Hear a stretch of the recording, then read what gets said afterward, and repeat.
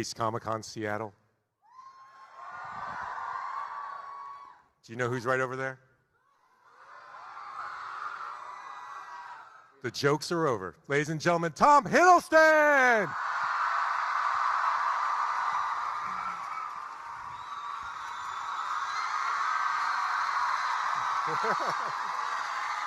So good to see you. Yeah, look at that. Hi, everybody. Look at you. Thank you so much. Can everybody hear me okay? I just want to say I've met so many of you over the last 3 days, and it's been so lovely to hear all your messages, and some of you give me letters. I haven't read them yet. I haven't had the time. But thanks for coming, and thanks for showing up, and it's lovely to see you all.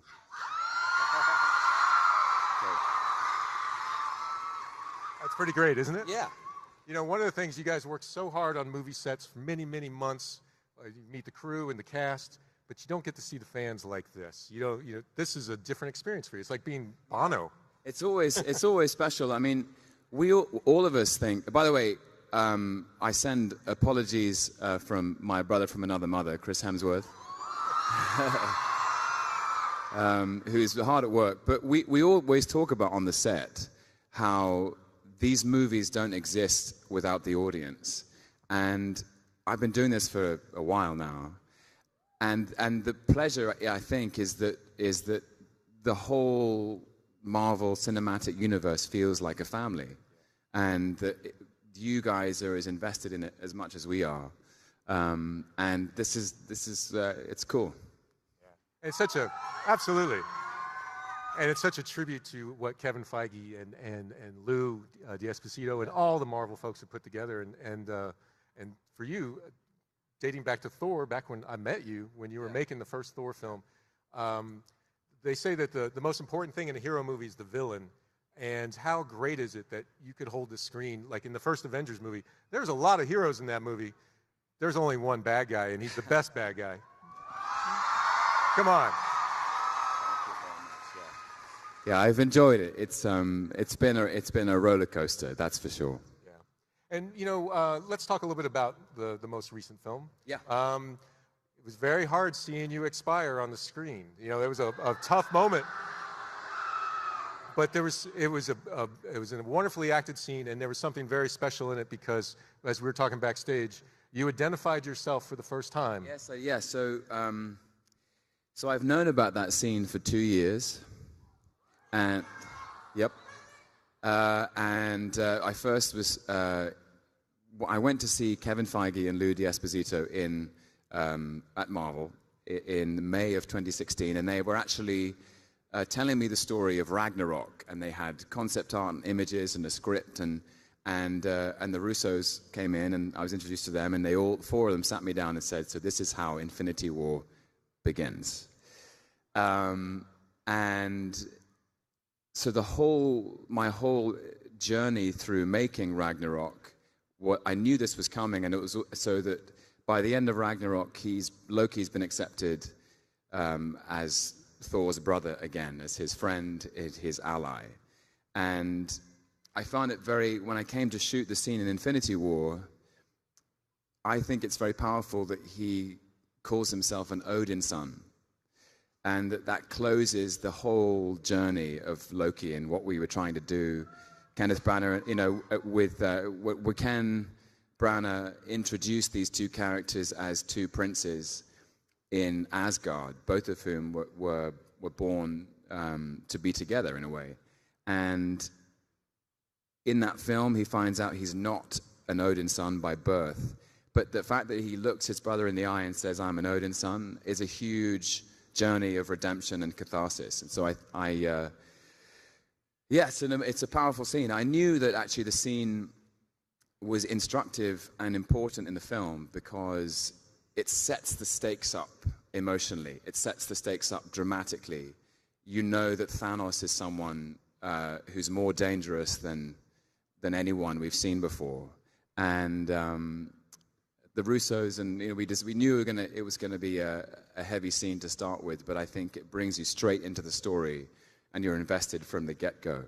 The stakes are so high. The stakes are so high. Yeah, and it really is fascinating. I mean, if you think back, with the great line that Chris got to deliver, he's adopted. It was such a great comedic moment. And in this moment, he was no longer adopted. He was a brother. Yeah, he was his brother. He dies saving his brother. Yeah, sacrifice. Yeah, which I think First sacrifice. Yeah. So there's a sort of, I don't know, if I think back to my preparation for the first Thor film, there's a kind of symmetry in that. Yeah. Well, you mentioned Ken Branagh, who I'm such a huge fan of on almost every level, just as a person, as a filmmaker, as an actor. I mean, he's done so many extraordinary things. And, correct me if I'm wrong, I remember him telling me once that you and Chris ended up in a pool fight, a swimming pool, the first time you met. We never fought in the pool. I just want to clarify that. He said you guys wrestled. We didn't wrestle. No, we never wrestled. Okay. No, I remember it very clearly, and Chris does too. We were cast in the film, and Chris and myself and Natalie Portman went down to see Ken for the weekend in England, in his house in London. And while Ken and Natalie were having an initial conversation about Jane Foster, what she did for a living, who she was, Ken said to me and Chris, you guys should go and train together. And so we were dispatched to lift logs, and we went for a jog and did a little stretching, and then after about 10 minutes we were like, let's just go swimming. And it was in that moment, because I'd only just met him that morning, that we kind of looked at each other and broke into a smile and felt like we'd won the lottery. And we were two kids being packed off on this great adventure. And we've been friends ever since. And it has been the most incredible ride. And he's a hell of a guy. I mean, he really is. He's great. Yeah, just yeah. A great I think he's terrific in Infinity War as well. He really is. Yeah. Absolutely. Now, and with Ken, I know that you knew Ken before that. You had worked on Wallander, a great show. Yep. It's a great show. If you guys haven't seen it, if you're looking for a TV series that maybe dip into, I saw it on Masterpiece Theater. That's right. Yeah. And you had a supporting role in that, but you predate that. You had done stage work with Ken. Is that right? Actually, it was the same time. So it was 10 years ago exactly. We did the first series of Wallander, and we did a Chekhov play called Ivanov in the West End. And I think it was doing the play. Quite often, the nature of the live event is that you really get to sort of know someone very well. Right. Because it's the repetition, and it's trying to make it better every night. And he is motivated so purely by a passion for storytelling. And he's trying to refine the writing and the action into its most truthful representation for the audience. And I loved working on that with him. And he was amazing. I mean, what he did for me and Chris in casting us was an incredible gift, an incredible act of generosity, and I owe him a great debt of gratitude. And with Loki, I'm curious, you put yourself into a character, and a little bit of the character gets into you. In a sense, when you have a sustained career with him. I mean, you've been with Loki for a while now. Yeah. A decade. Yeah. I don't think you're a trickster god. If you are, that's kind of cool. But but what have you seen from this performance that has stayed with you, and what do you see in Loki that you can kind of recognize that connects to you? I think what I've loved about it is and it has felt like a gift, is because he is such a fascinating antagonist. Anyone will tell you, any actor who's played a villain or an antagonist will tell you they're fascinating because the challenge is to present the exterior and the interior. And so the exterior, because you're the villain, it means there's something in you that is motivated by things we all feel but try to hide and suppress, like jealousy or pain or isolation or loneliness. These things can convert themselves into egomania or narcissism, all of which Loki is a part of him. But then the challenge, if the exterior is that he's trying to pit the Avengers against each other, or he's trying to work some kind of scheme, if you can allow the audience to see the vulnerability behind all of that, so that you have this internal, external relationship. And the final thing I would say is that I had to remind myself every day he's the god of mischief, and it's my professional obligation to have a great time. So there's something I recognize a part of a very childlike part of myself in that, in like just trying to have as much fun as possible, because he is, and I also don't think he's truly evil. They say the best villains are the ones that think that they're in the right. But he never was. Even in the Norse mythology, in the pantheon, Loki's a very important, fascinating character, the trickster. He's somebody the gods needed at particular times. Though I mean, lots of people are familiar with the Norse stories, but he's someone he represents chaos in opposition to order, and sometimes what you need is a bit of chaos. And Asgard wouldn't be the same without him. Asgard wouldn't be the same without him, yeah. So fascinating, yeah. And then one of the great things for any actor, in talking to actors, directors are so key, and you talked a little bit about Kenneth. You worked with some other extraordinary actors, Steven Spielberg, for instance. I remember talking to you about War Horse. And Woody Allen and so many great directors. Maybe if you could talk about one or two that you felt they were kind of a North Star for you, or that they've really sort of helped you along your way as an actor. Who are the ones that kind of stand out? Well, Steven Spielberg. I mean, that was. I still remember that summer making War Horse with Benedict too. With Benedict, yeah. Yeah. Benedict and I learning how to fall off horses together. Steven, I mean, he needs no introduction from me, and being alongside his filmmaking mind was one of the great pleasures and privileges of my life.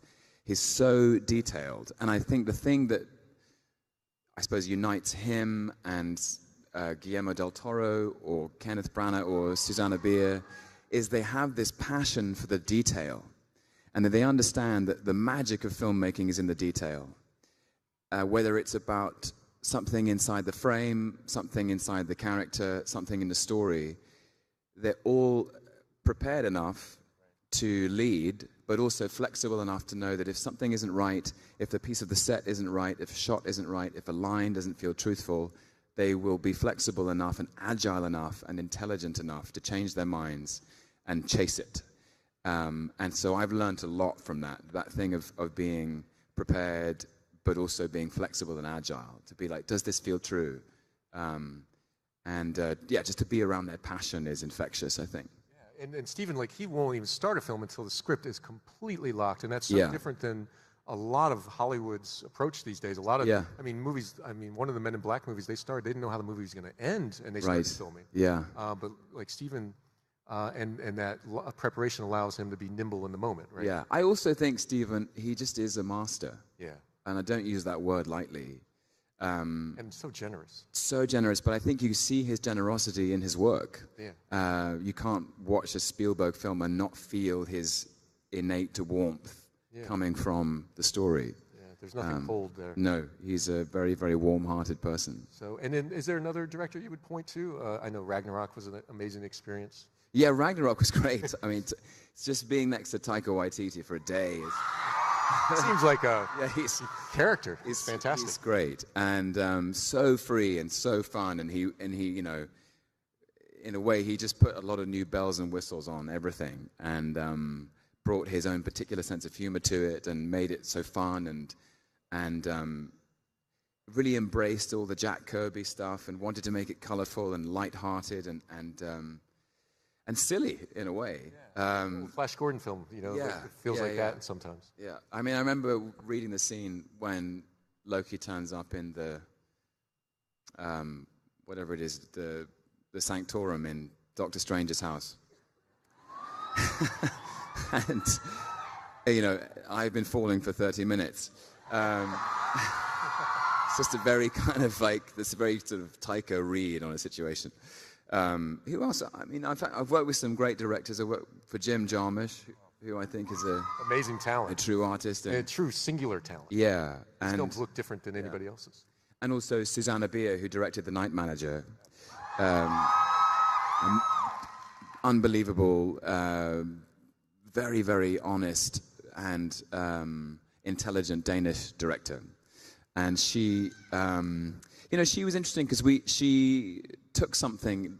John le Carré's book is about Englishness. It's about something very complex at the heart of English identity. And her perspective as a Dane, in a way, was, and also she's just so clever, was that she was able to sort of see things in a different way and challenge us to do different things in a different way. But really, it's just this thing of agility. And I mean, agility, I'll sort of break that down for you. Agility on the day. You're on the set. Serendipity. Yeah, you're losing the light. The sun is going down. You've only got 3 hours to get the scene. And the quality of calmness to see what the truth is, to say this is what the scene needs. And maybe it means changing everything and getting rid of a sofa or bringing a new one in, or moving a scene from a bedroom to a kitchen because it feels more honest, or saying actually the lines don't work anymore, we should try and find something that's more true. And that's what she brought to it, which I think is why, if it felt this way, why The Night Manager felt like it had this edge of your seat quality to it. Yeah, it's a clarity of vision. There's a real confidence in it, isn't it? One of my favorite scenes in any Marvel movie is when Hulk basically smashes you. I was wondering, that must have hurt. I mean, I didn't do all of it. No, I still remember it very fondly because it was always in the script, and throughout the course of the first Avengers, Loki is given so much status and so much power, and in that one split second, he loses all of it. Right. And when I first saw a kind of animatic composite of it, and I think I've told this story before, but Mark Ruffalo's son Keen was on the set, and it made him laugh so much. I thought this is going to work. And then when it came to the day, actually, it was just me jumping into trenches in the set, which felt insane. But it worked. Yeah. Well, it has such almost like a Looney Tunes. Yeah. The velocity and impact it has. Yeah. I mean, he deserves it at that point. Yeah. Well, you wear it well. Yeah. You wear it because you're very haughty. You don't call the Hulk a dull creature and get away unscathed. If Steven Spielberg is the epitome of preparation and structure, and then finding magic in it, is Robert Downey Jr. the epitome of a genie in the bottle, or does he have some of the same thing? I mean, there seems to be so much, not ad lib, but there's so much openness to finding new things. But is that preparation as well? Well, I think Robert comes very, very prepared, but he's also so intensely alive. And so that vitality on the set is what you see in what he does as Tony Stark. And, he again, it's this thing of agility. He's almost like a dancer in that he's always light. And a lot of the funny jokes and the one-liners he comes up with, but it's more that thing of, he understands that the thing that's interesting on camera is life, as opposed to preparation, as opposed to like the hard work you've done. That he knows what people enjoy seeing, and what is interesting to watch is something happening before your eyes as it's happening. And so the reason he's so spontaneous, I think, is he understands that that's the magic. And it is as an actor,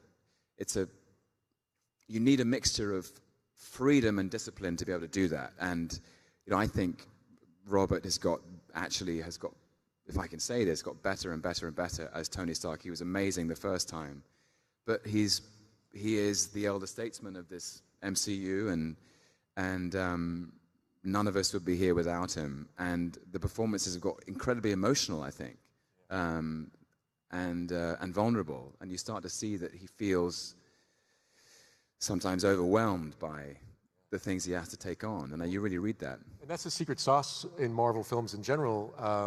I think is the human heart that's beating, because the CG you look at spectacle films. I mean, I love The Matrix, I love the Star Wars films, I love the Star Trek films, but things can feel flat after a while, or you can be overwhelmed by all the things that are happening on the screen. But in the Marvel films, like it comes down to most of these characters are driven by alienation or affliction.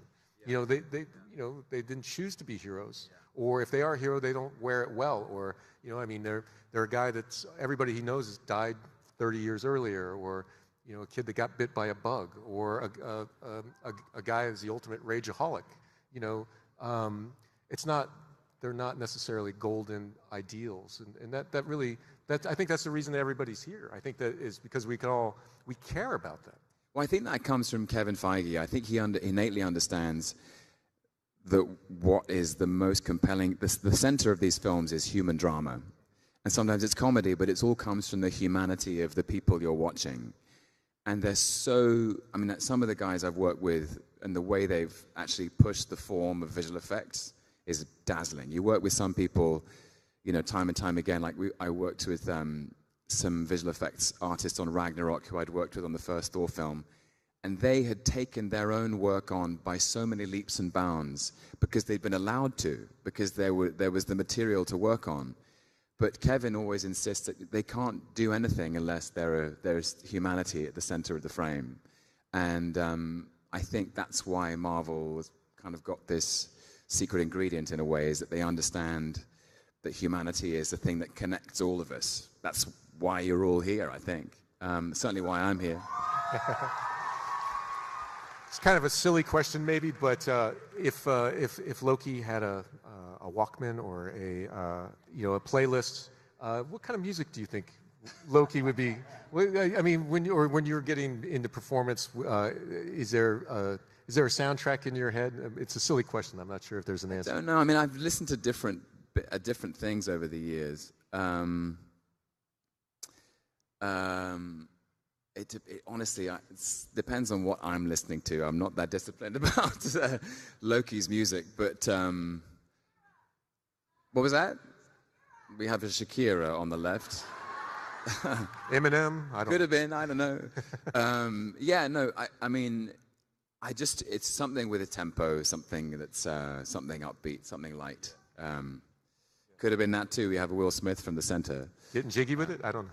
There was a lot of, I remember at San Diego Comic-Con a couple of years ago, there was a lot of Daft Punk. I feel like that's up his street. Wow, yeah, okay. Exactly. Yeah. Roger that. And then, what was going way back, if you recall, the first day on the set of the first film? Do you remember what the first? I do. Tell us a little bit about that.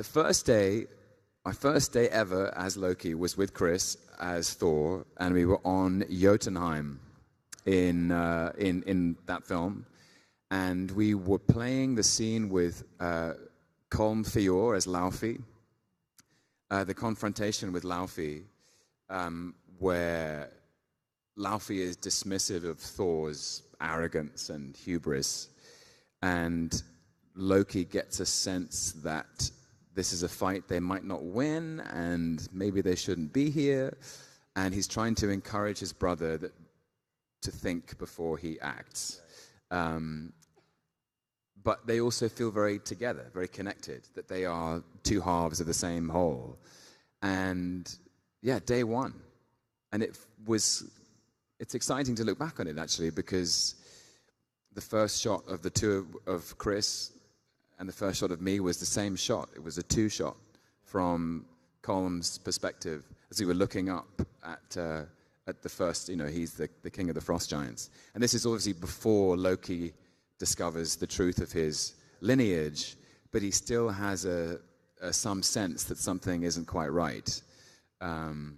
We'd done a lot of prep as well. We'd done so much work. Chris and I were working for about 9 months with Ken on what this relationship was. We worked with Anthony Hopkins on the relationship with our father, with Rene Russo on the relationship with Frigga, and costume fittings, and the excitement of trying to bring to life the panels in these costumes, and actually wearing the costume for the first time, and him with his wig on and me with my black hair. Yeah, so it was. It's fun to look back on. A long time ago now. Yeah, absolutely. And is there? The job is to feel comfortable and authentic in those moments, but it's tough to wear horns, isn't it? Yeah, the horns have their own story. Initially, I just the helmet was so tight I couldn't hear anything. So I'd be in a scene with people and I'd be like, "I'm sorry, what was that?" Which kind of takes the sting out of Loki's hubris, I think. Could you speak up a bit? No, honestly, it was exciting, and it's exciting to step into these big costumes, and also Ken understood as an actor that it can be almost alienating and isolating to be standing on a mark surrounded by green screen with nothing to feed your imagination. So he tried to build as many of the sets practically as he could. He built the palace in Asgard. He built the ice planet. And he was very, very... he had a loudspeaker and he would always be calling things out to get a live reaction from us, because also he understands what you want is a live response. And do you think with your stage background, I mean, on stage, you're perceiving things that other people can't perceive. Do you think that was a natural asset for you once you got into this sort of CG acting? Maybe. I mean, acting, Black box theater. Acting is kind of like, it is, as I've said before, an act of imagination. And you have to risk, you have to sort of, when a director calls action, you have to imagine you are somewhere else. And that's a muscle you flex wherever you are as an actor, whether you're making a short film or whether you're on stage or whether you're doing a CG thing. And Ladies and gentlemen, the friendly neighborhood Spider-Man. Hey. It's the new TH. Tom Holland. What's up, everyone?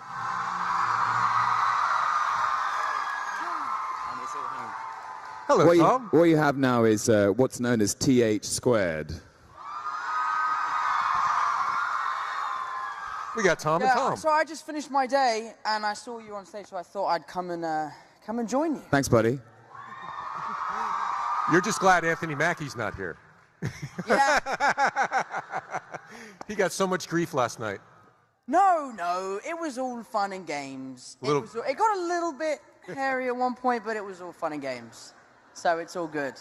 Mackie and I are still friends. He's a great guy. You should have seen it. They were giving him a hard time, but lovingly.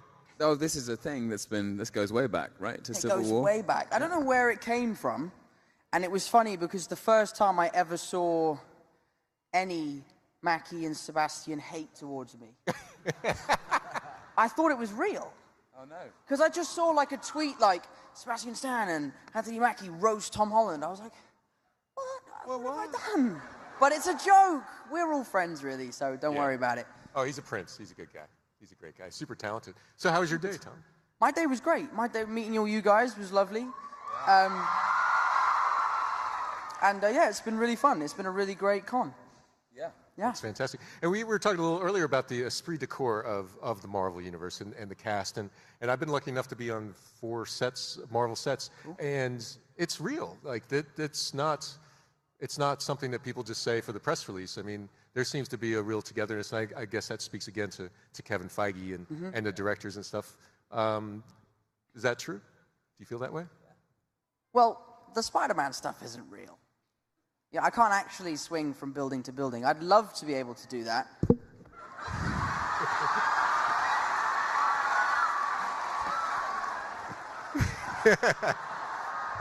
Well, I've seen you do I thought it was real. I've seen you do backflips. I mean, there's elements of it that are real, and some of the stuff that our stunt doubles do is incredible. I don't know if you guys remember from Spider-Man Homecoming, there's a scene where Spider-Man is thrown into a school bus, and then the shocker punches it, and it flips.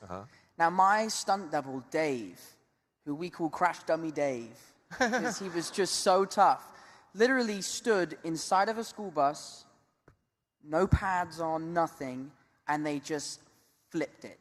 I think it was 7 times it span on this special rig, and he just ping-balled around, And then he came out, and we were like, "Are you okay?" And he's like, "Do you want to do it again?"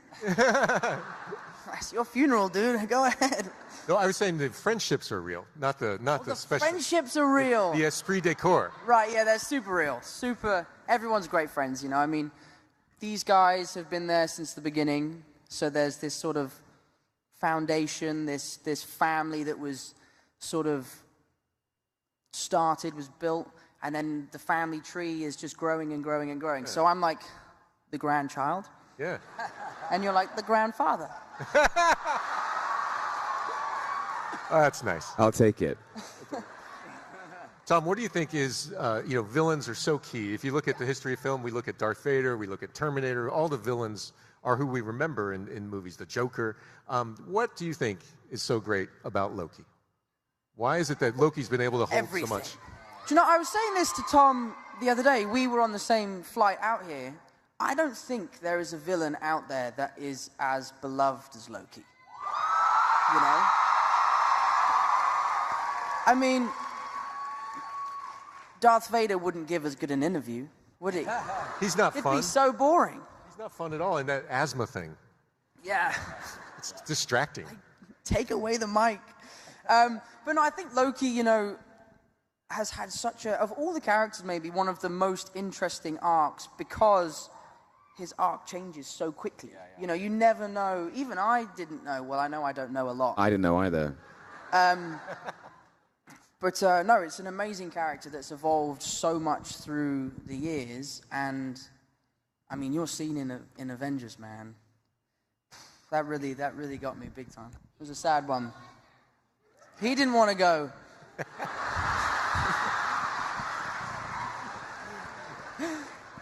He did go, at least he went for the head, though. That's right. Yeah, you did. That's right. You and did. you killed Coulson, too. Agent Coulson. Kinda. Well, not very well. He's kind of still around. I thought you killed I feel like you do get off quite light for the whole New York thing. You do get off quite light for that. I did forget about that whole, I'm going to watch Avengers 1 again. But there are Infinity Stones in Avengers 1. Yeah, but we didn't know about that till later. I did. True. Ah. True. Was the first time we see Thanos... Put it this way. If Loki Avengers. hadn't come down to Earth in Avengers 1, there would have been no reason for the Avengers to assemble. And if you go back to the comic books, Avengers #1, 1962, Loki he tricks the Hulk into attacking a train, and the other heroes gather to capture the Hulk. Loki's the catalyst that creates the Avengers. So But when also, you are kind of talking about, like, attacking New York, dropping a nuke. Like, we could have done without that, I He's guess. got his bad days. Was I gonna? I don't know. No, but a question. So, the first ever time we see Thanos, Yeah. in the Post-credits. post-credit scene, is that Josh? Yes. It is. Yeah, so yeah. way from the beginning, they knew that he was... Yeah. God, he must have been chomping at the bit by the time they got to filming his film. I know, he's Can you sitting there. imagine? Waiting in the You've wings. been casted in a film 10 years later, you're like, when am I going to shoot this thing? No wonder he was so tough to beat. Yeah, I mean, he's been training. There was a fascinating question, I guess an obvious question I didn't think of when Josh was on Colbert. He says, all I'm doing is culling the herd. I'm thinning. There's all these resources. The universe is too full, so I just cut the population in half. I'm a good guy. And Colbert says, well, you could have just doubled the resources. Oh. Well, I didn't think of that. That is so true. I didn't even think of that. So now Thanos, Obviously, Thanos didn't either. he needed some advice. Yeah, Thanos. You could have told him. You know him. Come on, Loki. I don't know if he'd have listened to me after Avengers 1. Yeah, true. Yeah, I True, tried. true. You lost credibility with him. I kind of did, yeah. Yeah. Yeah. He was great. Did you work with Josh? You did, right? I did. Yeah. I did. Josh had one of the hardest days I've ever seen an actor have, ever. It was the scene where Mantis is on his shoulders. I'm pulling the gauntlet with Iron Man. Star-Lord is punching him in the face. Drax is holding onto his leg. And Nebula is... And Chris, And Star-Lord's just yakking he's away. just shouting in his face, and he's delivering this like monologue, which is super difficult, and he was doing it in a raspy voice to try and like do the whole Mantis mind thing, and he has to wear this like, it's like a How would you describe it? It's like an American football pad thing. I don't know what you call those, but it's huge. A shoulder pad. A shoulder pad. This is the shoulder. This Shoulder. here. Pad goes And on then top. there's Makes the sense. pad, Makes yeah. sense. So yeah, he's wearing his big shoulder pads, and then he wears a helmet with a tennis ball and a picture of Thanos. And then he has all of us like hanging off of him, pulling and pushing, and he's delivering this monologue, and we did it, I think, for 2 days. Sounds like Comic-Con. Yeah. And it's amazing. I mean, I would have been like, guys, it's lunchtime now. Let's pick this up after lunch. But he went all the way through and was amazing. So when was your death scene? Was that the last thing that you filmed for the Infinity? Yes, yeah. I didn't know the order. If Yes. for some reason. No. So It'd be tough to do something filmed it after that. in April last year, yeah. And it must have been an emotional day for you. It was 3 days, and it was actually interesting. You know, I haven't told this story. Ebony Moore is played by an Irish actor called Tom Vaughan Lawler, who was my mentor at drama school. Really?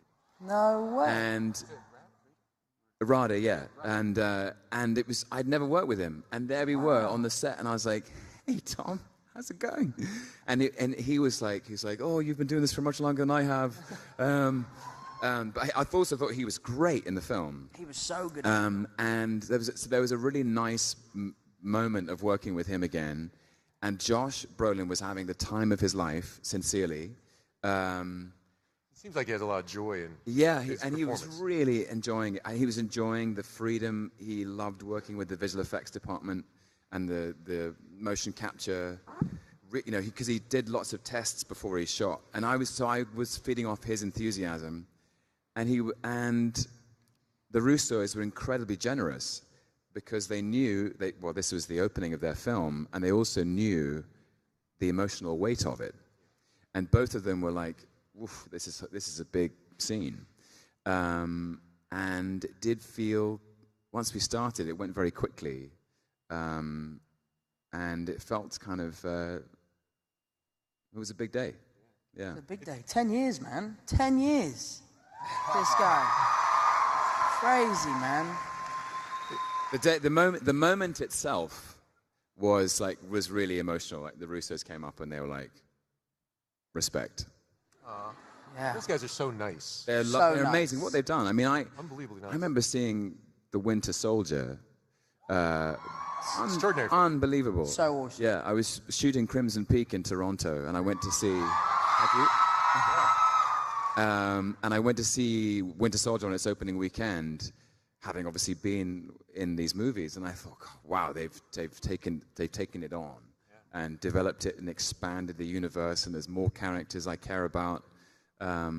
Yeah, they are great, those They two. have the highest average box office of any director in the history. Oh, it's hard not to, considering the movies they made. One of the great luxuries that the key cast members have in any Marvel film is an incredible supporting cast. You're mentioning some of the people.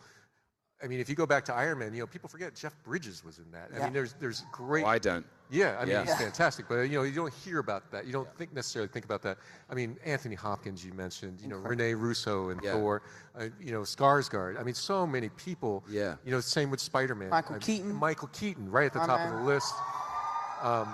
Could you guys talk a little bit about that? And for you, with Anthony Hopkins, tell us a little bit about Tony. I've interviewed him. He goes, "Call me Tony." I'm like, I don't think I could.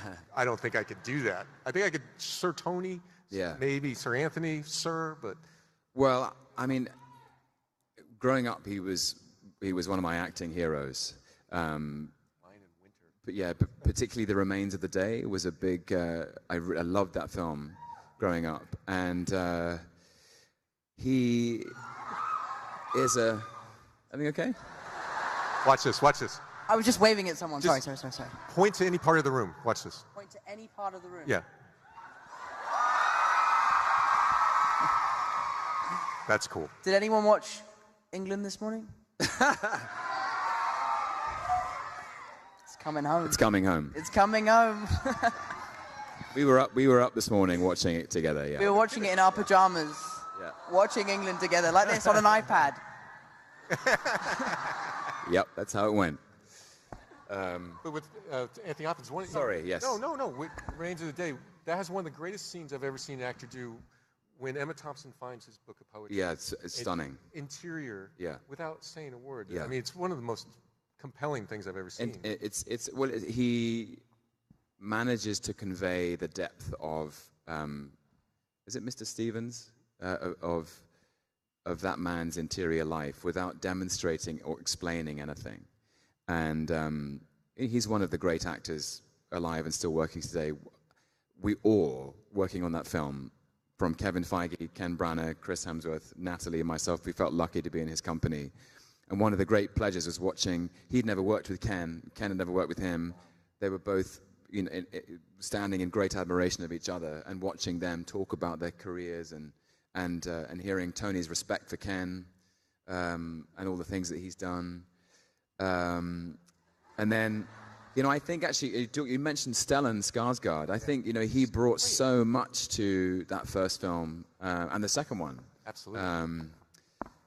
Such a Seemingly great actor. effortless, but so much credibility just in small moments, because a lot of times when you have special effects films, you don't get compelling supporting cast performances. And Marvel has made a trademark out of it and that doesn't get circled that often, I don't think. Yeah, it's down to Randy Hiller and Sarah Finn.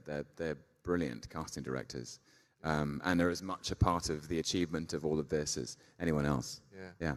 Tom, I know you're a film fan as much as I am, and know the history of it, especially recent decades. When you were hanging with Keaton, did you have to say, so, Gotham City, how was that? Oh, absolutely. Yeah, I mean, that's an interesting... There's a great scene, it's not in the movie, it's cut short, where I carry the Vulture out of the flames, where he nearly died, so I rescue him. And I lay him down on the sand, and he says, I think the line was, why did you save me? And I'm like, because I'm Spider-Man. And then he goes, yeah, but I'm Batman.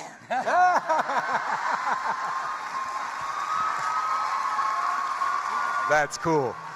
I will never forget that. I will never forget that. And he awesome. was amazing to work with, terrifying. That scene we shot in the car was so stressful. You look scared. Was so unbelievably stressful, and we shot it for a whole day. And as soon as you'd call cut, he was like the nicest guy ever, and you'd be talking about whatever, but then you'd call action, and then he would sort of become this villain, and I'd be like, okay, cut. You're like, I want to go. Yeah, I don't want to go. But yeah, no, it was amazing to work with him. But one of my favorites from Spider-Man Homecoming is Marissa Tomei. I mean... For sure. She is an angel and so talented. And, the challenge for us with Spider-Man Homecoming was, okay, this is the second reboot. This is the fifth movie. Sixth movie? Fifth movie? Sixth movie. Let's make it unique. Let's make it different. How do we do that? And Marissa brought such an interesting new idea to this character we know and love so well. And it absolutely worked. Yeah. It's such a sense of place. She really seemed to belong in Queens. And she really sort of made her mark as Aunt May in the film, and she's a very memorable character. And I love Marissa as well. She's so great. She's so sweet. She's got a lot of good things going on. Yeah. Sorry. What's interesting about this as well is the producer of Spider-Man is a man called Eric Carroll, who's a very fine gentleman and a great producer. But he started on Thor with Ken Branagh, and he was somebody who Ken hired to. I think he's told the story himself, but he was hired to research the cinematography of space travel, because Ken was trying to think of what would the Bifrost travel, what would the traveling through the Bifrost look like? How would you want to guide audiences through the universe, through the galaxy, through the cosmos, all these stars, planets, and solar systems? And Eric put together a kind of trailer or a reel for it. And I love that now he started there, and now he's producing Spider-Man. That's how much of a family this is. Yeah. And you would think that these would be two I mean, for characters that exist in the same, stories in the same films, they could hardly be more removed. I mean, the Prince of Asgard, and a kid from Queens, got bit by a bug. Yeah. Spider. Not a spider, arachnid. Sorry, okay, I know. I know it's an arachnid, not an insect. I know, okay. But they still can bug you. But it's amazing how, you use the word supple or nimble before, but how supple the creative teams can be, that they can exist in the things that are the most cosmic. I mean, taking us to the Rainbow Bridge, and then, taking us to the alleys of Queens. I guess that's why Kevin Feige is a genius, though, I mean, it would have been very easy to just sort of keep churning out the same type of movie time and time again. But if you look at Thor, Captain America, and Iron Man, 3 very different movies. If you look at the last 5 years of movies, you've got Guardians of the Galaxy, Ant-Man, and Doctor Strange. Now, me personally... Black Panther. Black Panther, I mean... But, I mean, if you think about those 3 titles, you go, really? Ant-Man? And then you watch it, and you're completely blown away by this incredible creation that Kevin has sort of done. And it's because he's not afraid to take risks. He's not afraid to push the boundaries of where Marvel can take their characters, of the types of characters they can bring to the screen. And that's why Black Panther was so incredible, because it was about goddamn time, Absolutely. Yeah. My favorite things about Ant-Man is that he came before Spider-Man in the comics. Did you know? Yeah, he did, yeah. It's crazy. And so did Groot. So did Groot? I love Groot. Groot came first. Yeah. Love Groot. Yeah. But the only reason I came up here, I didn't mean to stay here. Good, dude. We're doing this giveaway, right? Of an amazing drawing done by Humberto Ramos. That's beautiful. I've signed it, he's signed it. Oh, there it is. And it's me dying. Someone will have an acecomiccon sticker under their seat. Oh, look under your seat. acecomiccon sticker. Wow, it's like an opposite standing ovation. They must kneel before Loki. Kneel. Everyone is kneeling.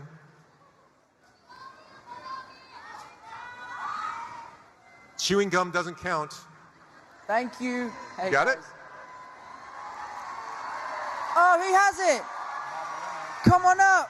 Come on down.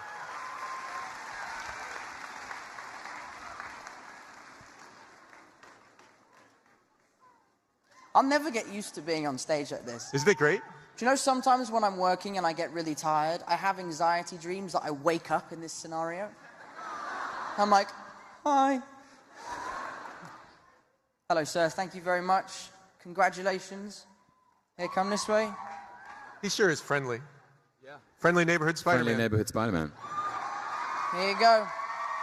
Thanks very much. Nice to meet you. Thank you very much. The guy in a Boba Fett shirt. Awesome. All right. I guess... Tom, don't go. Stick around. Stick around. Go. Come on, don't go. You don't want to go. I don't want to go. Let me ask you this. Walking around Comic-Con, one of my favorite things is looking at all the toys and the action figures. When I was a kid, I loved Star Wars toys. That, for me, I love the movies, but I love the toys more. Yeah. The movies I made in my head is why I became a Star Wars fan for life. And the Marvel toys were good. Now they're amazing. I'm wondering how you feel about your action figures, because I would imagine, if I had an action figure of me, I'd be looking at me like, well, I don't know about that one. Have you had some that you like and some that you don't like? It's weird, for sure. Do you have them all? Have you had that thing where you have to approve your face? Over at Mattel? Or? You get sent like a gray image next to a penny, I think it is. Something like that, yeah. A scale thing, and then you have to approve it, and the first few that they made of me were horrendous. So I thought we worked with them and we made it better. But it's weird, because I have one in my living room, and I was sitting there watching TV the other day, and sort of like, felt like it was watching me. I was like, this is so weird. So I've now sort of turned it away from the TV. Just faces the wall. Yeah. How do you have any action figures yourself? If that's not too personal to ask. No, I think I have they're not so much next to the TV. I have loads. You don't dust; they get webs. That makes it even better. Actually, the joy of it has been about sort of seeing about giving them away. Yeah. That's always fun. I went to a hospital in London recently. I'm sure you've done this, Tom, but they screened Infinity War for the children who were in hospital who hadn't been able to see it. And at the end, I handed out all these toys, and they loved it. But there's the funniest Q&A. Honestly, a 30-minute Q&A, which consisted of questions solely about facial hair. Like, they're like, why, if you play Loki, why do you have a beard? Why does Captain America have a beard now? No one's ever asked me that. It honestly was because there was a poster where I was doing it, and all the questions were about why the Avengers are bearded. But you don't have a beard in the movie. They're talking about why do you have a beard in real life. Understood. Yes, yeah. They want to know why you didn't match yourself. Yeah. Well, I always say he's a shapeshifter, so it's fine. Exactly. Yeah. That's pretty good. Yeah. That's pretty good. The comedic timing with you and Chris, we talked a little bit about some of the line. I mean, I love he's adopted line. And you and Downey, reindeer games. That's one of the greatest lines. Oh, it's so good.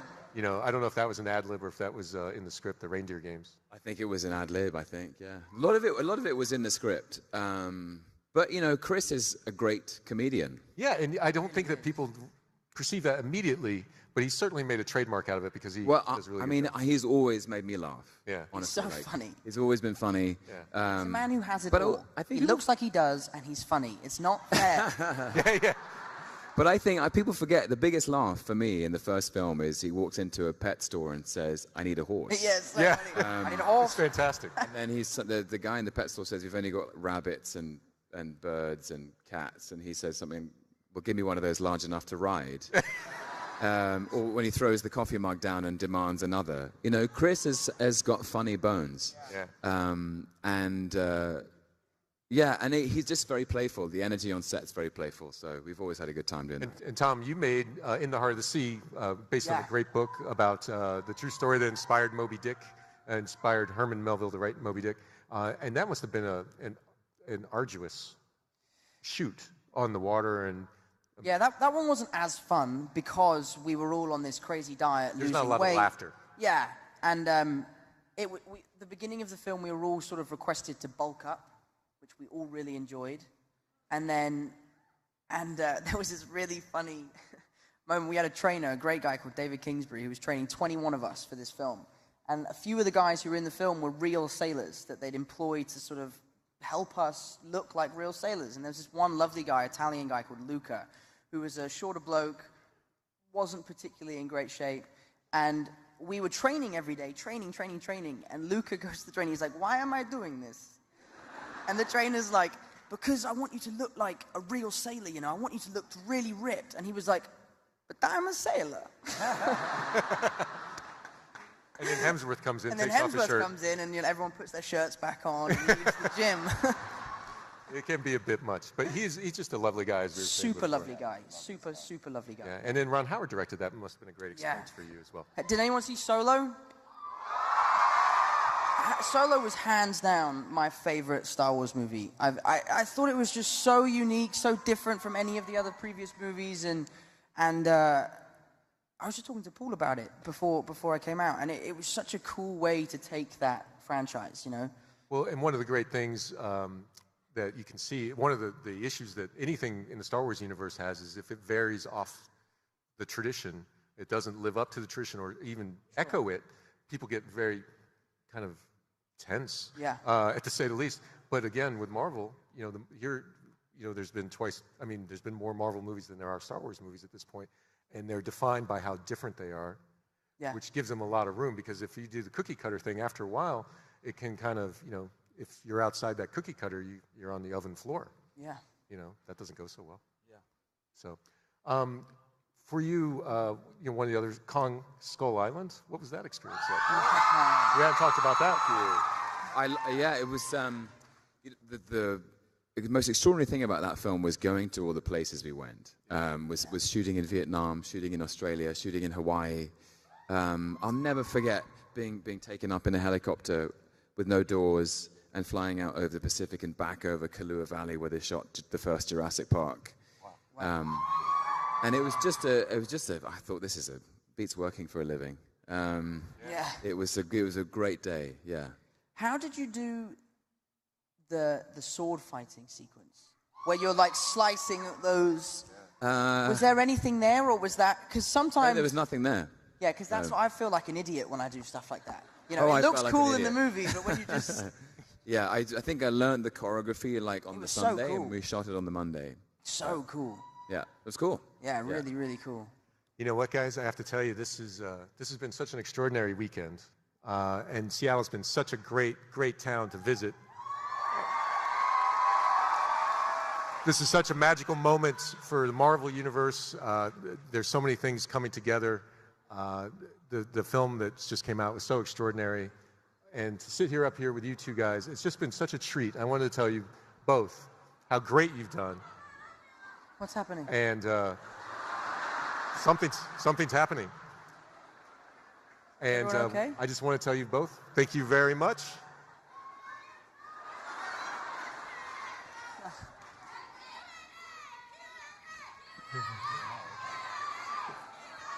Well, I think we're done. I think we're done. We could do a few questions. no Why not? I would love. Nice questions. We have no microphones out there, so it's we were told no Q&A. Thank you so much. Guys, ladies and gentlemen, Tom Hiddleston, the amazing Tom Holland.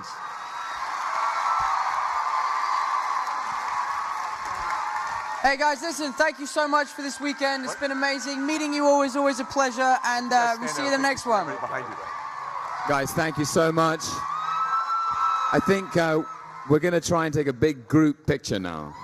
So, Hold that for us. Okay, cool. Oh, yeah. Hold the mic so they have- Get the ace in there.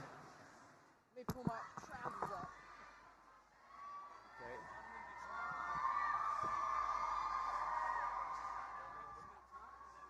You go, Mike. You go.